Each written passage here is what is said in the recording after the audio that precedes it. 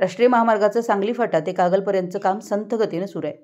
तसेच या महामार्गावर उभारण्यात येणाऱ्या उड्डाणपुलाविषयी नागरिकांमध्ये संभ्रम आहे। या संदर्भात जिल्हाधिकारी कार्यालयात राष्ट्रीय महामार्ग प्राधिकरण अधिकाऱ्यांसमवेत बैठक पार पडली। या बैठकीला खासदार श्रीमंत शाहू छत्रपती महाराज, व्हिडिओ कॉन्फरन्सद्वारे पालकमंत्री प्रकाश आंबेडकर, वैद्यकीय शिक्षण मंत्री हसन मुश्रीफ, आमदार राजेश क्षीरसागर, अशोकराव माने यांच्यासह राष्ट्रीय महामार्ग प्राधिकरण प्रकल्प संचालक संजय कदम, जिल्हाधिकारी अमोली अडगे, कोल्हापूर महानगरपालिकेचे अतिरिक्त आयुक्त राहुल रोकडे, शहर अभियंता नेत्रदीप सरनोबत यांच्यासह अन्य अधिकाऱ्यांची उपस्थिती होती। या बैठकीत उड्डाणपुलाच्या भरावामुळे महापूर काळात उद्भवणारा धोका लक्षात घेता हे सर्व उड्डाणपूल इलेव्हेटेड पद्धतीने उभारण्याचा निर्णय घेण्यात आला। त्याचबरोबर कोल्हापूर शहरात प्रवेश करण्यासाठी उभारण्यात येणारा बास्केट ब्रिज आणि तावडे हॉटेल ते शिवाजी पूल दरम्यान होणारा इलेव्हेटेड उड्डाणपूल जोडून वाहतुकीच्या प्रश्नावर मार्ग काढण्यासंदर्भात चर्चा झाली।